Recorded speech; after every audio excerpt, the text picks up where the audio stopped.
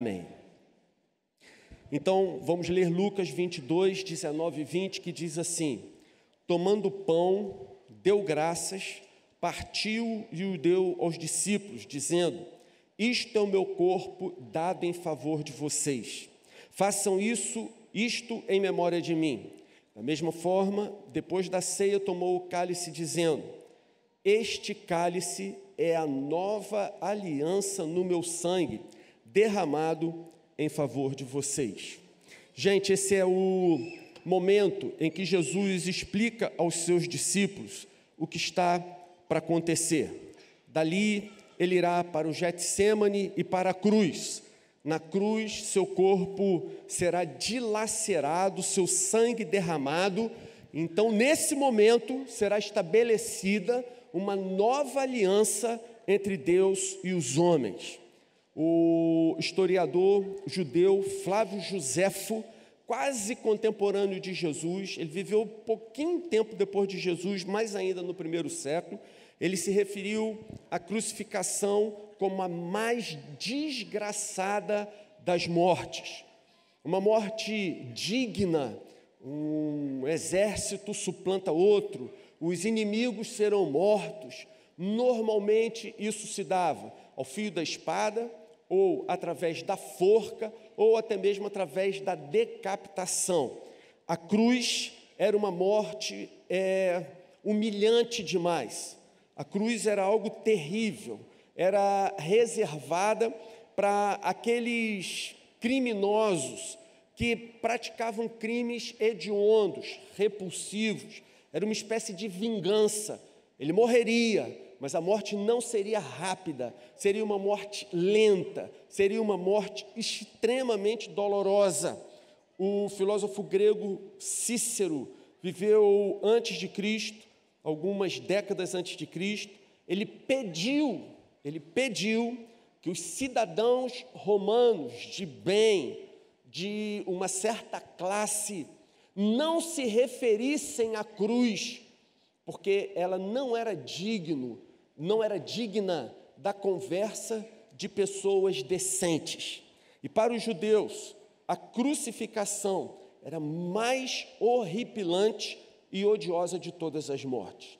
Deuteronômio capítulo 21, versículos 22 e 23, está registrado: se um homem culpado de um crime que merece a morte for morto e pendurado num madeiro, não deixem o corpo no madeiro durante a noite, enterrem-no naquele mesmo dia, porque qualquer que for pendurado num madeiro está debaixo da maldição de Deus. A morte na cruz era associada pelo povo judeu diretamente à maldição de Deus. Deus retirou sua bênção, Deus retirou sua graça, Deus retirou sua compaixão da vida daquele infeliz, daquele desgraçado, daquele criminoso cruel. Então, a esses a quem Deus abandonava, era reservada esse tipo de morte de todo repulsivo. Então, aos olhos dos judeus, a cruz era uma coisa ainda mais repulsiva, ainda mais odiosa, porque implicava esse relacionamento ou essa ideia direta, de que Deus havia abandonado aquela pessoa infeliz à sua própria sorte. Jesus tinha 33 anos quando foi crucificado. Na última ceia, Jesus quebrou uma tradição de 15 séculos, 1.500 anos. Ele celebrou a ceia apenas com pão e com vinho. Na ceia que Jesus celebrou com seus discípulos, não tinha o cordeiro da Páscoa. Por quê? Porque Jesus mesmo seria o sacrifício. Jesus seria o cordeiro de Deus, que haveria de ser imolado, sacrificado para o bem de todos os seus filhos. Dali ele vai para o jardim do Getsêmani. Chegando ali, Jesus totalmente consciente do que lhe aguarda. A sua angústia faz com que ele sue gotas de sangue. Os entendidos no assunto dizem que essa experiência ela foi vivida por pouquíssimas pessoas ao longo de toda a história da humanidade, porque para que a pessoa chegue ao ponto de suar gotas de sangue, é porque ela atingiu um nível de angústia, de aflição, de horror, inimagináveis para nós. Então, o seu organismo reage dessa maneira. Agora, irmãos, os estudiosos são unânimes em afirmar, isso é uma coisa importante para você gravar no seu coração, o que fez com que Jesus suasse sangue no Getsêmani não foi o medo da cruz, por mais horripilante que ela nos pareça, mas o que fez Jesus passar por toda aquela angústia, sentir toda essa aflição, ao ponto de chegar a esse nível, o que enchia o seu coração desses sentimentos terríveis, era a sua presciência, a sua certeza, a sua convicção, de que no momento em que ele estivesse na cruz, a comunhão dele com o Pai seria rompida. Isso era algo inimaginável para ele, que vivia em plena e perfeita comunhão com o Pai e com o Espírito, desde toda a eternidade passada. Mas agora, por alguns instantes, essa comunhão precisaria ser desfeita. Essa quebra de comunhão do Filho na terra, com o Pai e o Espírito no céu, é que gerou esse sentimento tão horrível no coração de Jesus. No meio daquela noite de angústia, tensão, Judas chega com um beijo, ele trai o Senhor, Jesus é preso, levado. Quando ele chega no palácio de Caifás, ele é despido em grande vergonha, açoitado. Gente, teve muita gente que se assustou, horrorizou e criticou com aquele filme Jesus, A Paixão de Cristo, de Mel Gibson, obrigado Zé, de Mel Gibson. Acharam que aquilo ali foi um exagero, a forma como apresentaram de tanto sangue derramado, mas a verdade é que no momento em que a Bíblia relata apenas que Jesus foi levado e açoitado, quando nós lemos e açoitado, muitas vezes o que vem à nossa mente é o pai aborrecido em casa que antigamente pegava um cinto e dava umas palmadas no filho. Mas a verdade é que o açoite romano, dado por um soldado bem preparado, forte, que era treinado para executar esse tipo de castigo, era algo de tal maneira terrível, que muita gente morria durante os açoites. Eles não sobreviviam para depois carregar a cruz e serem crucificados, mas muitos condenados morriam ainda durante a sessão de açoites. Jesus ficou desfigurado, e assim se cumpre a profecia de Isaías 52, versículo 4. Sua aparência estava tão desfigurada que ele se tornou irreconhecível como homem, não parecia um ser humano, diz o profeta. Colocaram uma coroa de espinhos na sua cabeça, seus cabelos e sua barba se transformaram num emaranhado sangrento. Jesus estava tão debilitado que não conseguiu levar o travessão da cruz. No Calvário, arrancam a sua barba. Nas culturas antigas, arrancar a barba era uma das maiores desonras que poderia ser feitas a um homem. Sua barba é arrancada, seu corpo, enfim, é pregado no madeiro e ele se contorce ali em agonia. A gente já falou em outra ocasião, a dor da cruz é algo tão horripilante e tão difícil da gente imaginar ou de expressar o que seria, que foi criada uma palavra para se referir a ela. Excruciante. Excruciante é aquilo que procede da cruz. Uma dor excruciante é a dor que emana da cruz. Essa crucificação, ela não era feita num lugar reservado, isolado. Não, pelo contrário. Era feito à vista de todo o povo, em locais movimentados, para que o sacrifício daquele criminoso ficasse bem registrado na mente de todos o que aconteceria se alguém tentasse o imitar, se alguém ousasse cometer os atos que aquele criminoso havia cometido. Só para você ter uma ideia, seria algo muito parecido a nos dias atuais, alguém ser crucificado, exposto, talvez na porta de um shopping center, na entrada e saída das barcas Rio-Niterói, na hora de movimento. A ideia era expor o criminoso, expor o sacrifício, expor aquele momento de tortura e de horror. De uma maneira geral, boa parte das vezes, as pessoas não ficavam indiferentes, mas como morrer na cruz era algo dedicado aos crimes hediondos.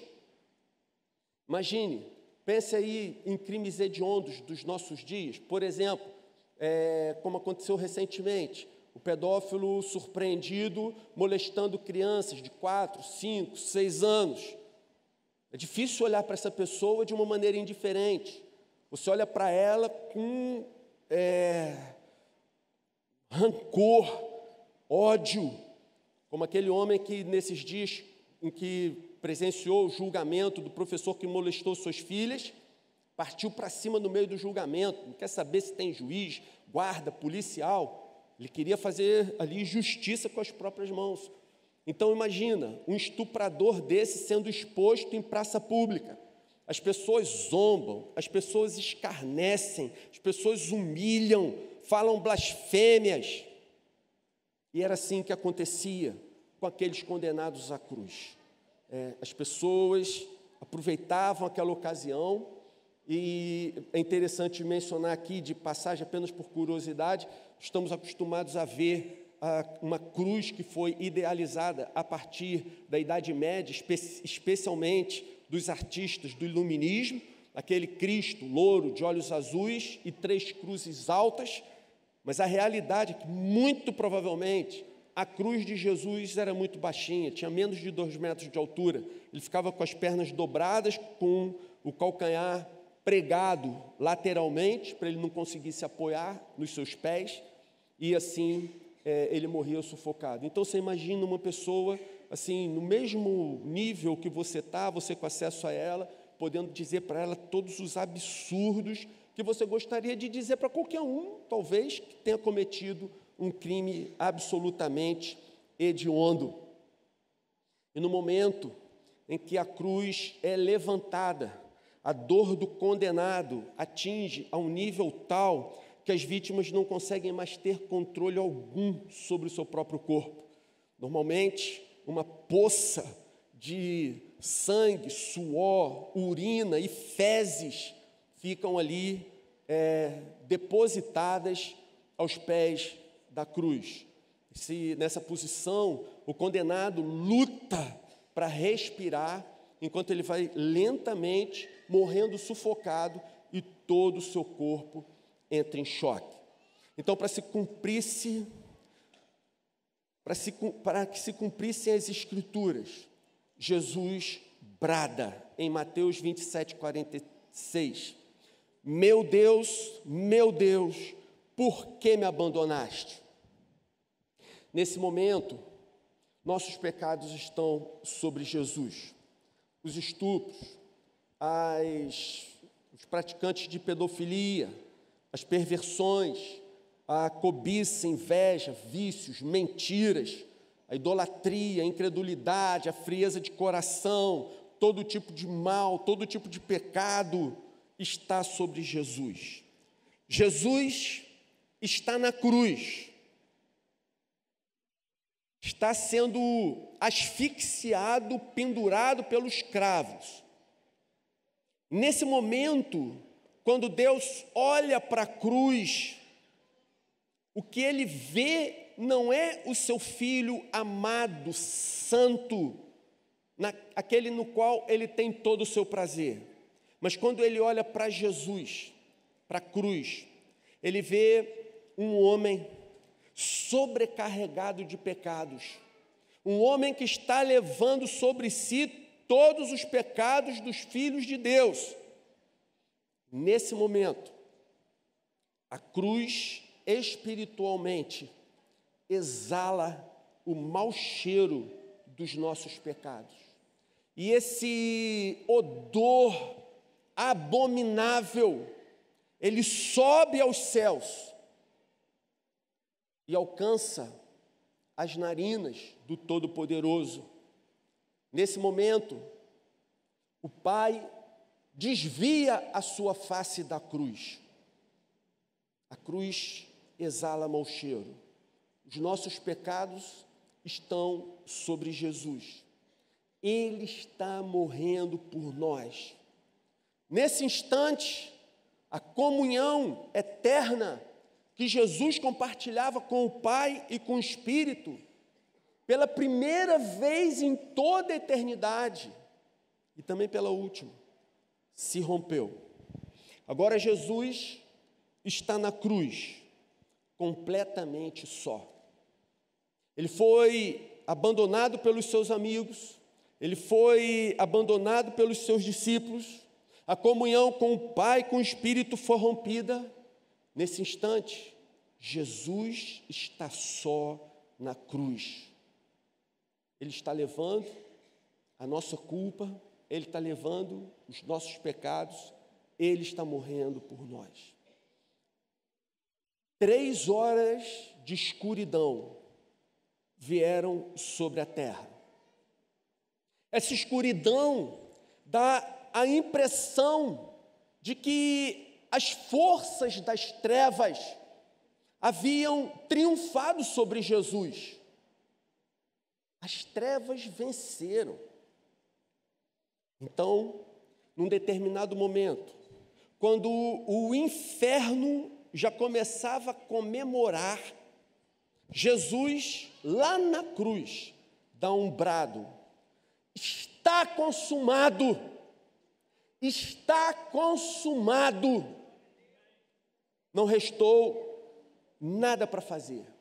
A obra foi concluída. Ele levou sobre si os nossos pecados. Ele satisfez completamente a justiça e a ira de Deus. Vê? Não restou nada mais a ser feito. Jesus fez tudo. Ele completou a obra toda. Não restou absolutamente nada para nós. Está feito. Acabou. Está consumado. Gente, por muitos anos, o lugar mais sagrado da terra tinha sido o templo de uma maneira especial, aquela parte que era separada, que separava o santuário do Santo dos Santos. Era ali, atrás daquele véu, que Deus se manifestava. Deus manifestava a sua presença por trás daquela cortina espessa.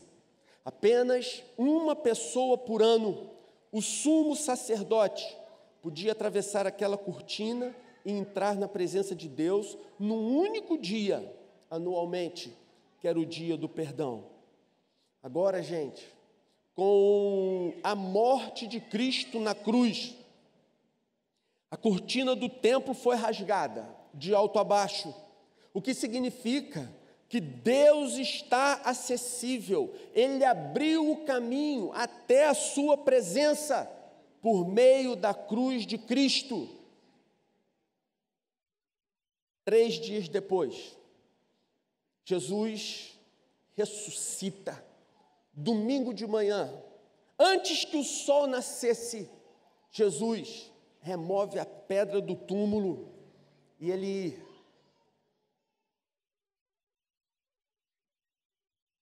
comprova que havia vencido total e definitivamente a Satanás. Ele havia vencido o pecado. e ele obteve vitória total e completa sobre a morte. Ele rompeu a pedra, ele passou pelos guardas de plantão, caminhou até a cidade, e durante 40 dias, ele apareceu a uma multidão de mais de 500 pessoas, provou que Deus veio em Cristo para cumprir a promessa feita aos nossos primeiros pais. Assim, gente, que aplicações a gente pode fazer para a nossa vida com esse evento, esse fato da cruz? Primeira aplicação, importantíssima.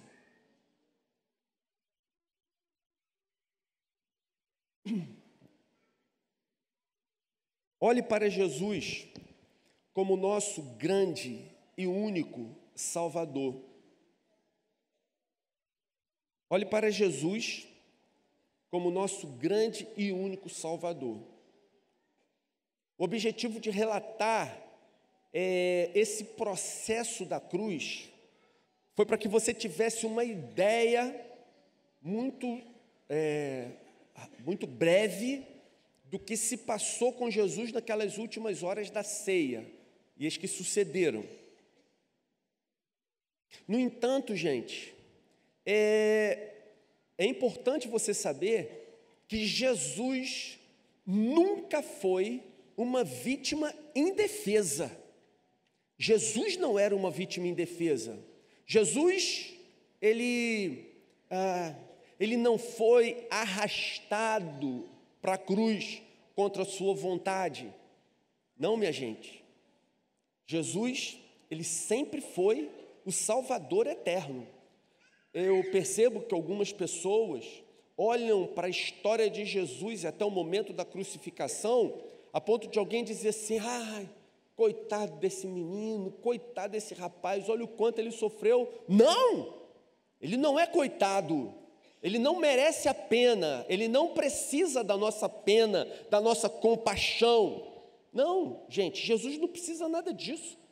Jesus não morreu como uma vítima indefesa, pelo contrário, ele disse: a minha vida, ninguém a tira de mim contra a minha vontade em derrota. Pelo contrário, a minha vida, eu decidi entregá-la para depois retomá-la por mim mesmo em vitória. Então, cheio de dignidade, em triunfo, Jesus suportou a cruz por causa da alegria que lhe estava reservada depois da ressurreição. E hoje, gente, Jesus está sentado à direita de Deus. Sabe o que isso significa? Que nesse instante, Jesus sorri. Jesus é o ser mais feliz do universo. Deus é um ser pleno em si mesmo. Ele não precisa de coisa alguma. Ele é totalmente satisfeito por Ele mesmo. Então, o Senhor, Ele está totalmente satisfeito, completamente feliz, reinando sobre toda a sua criação, preparando todo o cosmos para o momento da sua volta, em que Ele estabelecerá definitivamente o seu reino nessa terra e nos céus, e reinará para todo sempre. Amém. Amém. Então, não devemos servir a esse Jesus triunfante, glorioso, cheio de júbilo e alegria, como se estivéssemos compadecidos em nosso coração. Mas nós devemos servi-lo com todo o nosso louvor, com toda a nossa adoração. Pode dizer amém? Amém. Segunda aplicação. Diante da cruz, reconheça que você é mais culpado do que você jamais foi capaz de admitir. É dura essa, mas é verdade.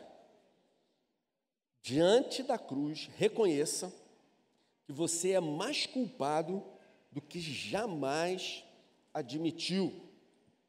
Olha, gente, tem gente que pergunta assim: mas o mal tem face? Você consegue ver o mal, né? Jason é a face do mal, né? O outro lá, Fred Krueger, será que ele representaria o mal? Gente, você quer ver a face do mal? Quer ver a face do mal em potencial? Dá uma olhada no espelho. Dá uma olhada no espelho. Desde a queda em Adão, todos nós nos tornamos potencialmente maus. Todos nós potencialmente carregamos monstros horripilantes, desconhecidos dentro de nós. Como disse Jonathan Edwards, o sermão Pecadores nas mãos de um Deus irado, nós estamos caminhando como se fosse numa superfície de gelo. Basta que Deus tire de nós o equilíbrio que Ele nos dá e é certa, garantida a nossa queda. Se Deus não nos segura, nós vamos escorregar e a qualquer momento, basta que Ele retire o seu apoio de nós cairemos. Se o Espírito não nos freia, nós somos capazes de cometer todo tipo de maldade. Não quer dizer que nós faremos todo tipo de maldade, mas nós carregamos em nós esse potencial. Então, gente, nosso Deus é santo, santo, santo. Ele nunca fica indiferente a nenhum dos nossos pecados. Por mais que a gente venha achar que o nosso pecado é pequenininho, o nosso pecado é aceitável, o nosso pecado é desprezível aos olhos de Deus. Não, isso não é verdade. Você quer saber o quanto Deus detesta e abomina os nossos menores pecados? Olha para o que aconteceu com Jesus na cruz. Por esses pecados, também Jesus morreu. Não existe pecado inocente, não existe pecado brando, não existe pecado conveniente que passe despercebido aos olhos de Deus. Então, quando nós olhamos para a cruz, uma das lições que nós precisamos gravar no nosso coração é que nós precisamos reconhecer que somos muito mais culpados do que jamais admitimos que fôssemos. Terceira aplicação. Diante da cruz, aceite que você é mais amado do que jamais imaginou. É um paradoxo, mas o reino dos céus é cheio de paradoxos. Na cruz, nós percebemos um amor. Na cruz de Cristo, nós conhecemos um amor, experimentamos um amor. Nós não imaginávamos sequer que esse amor existisse antes que nós o conhecêssemos. Nós vemos um amor entre um homem e uma mulher, nós vemos um amor entre pai, mãe, seus filhos. É um tipo de amor que a gente conhece e que a gente é capaz de entender. Agora, como entender um Deus como o nosso, santo, santo, santo, que envia o seu próprio Filho para morrer no lugar de pecadores, rebeldes, mimados, como nós?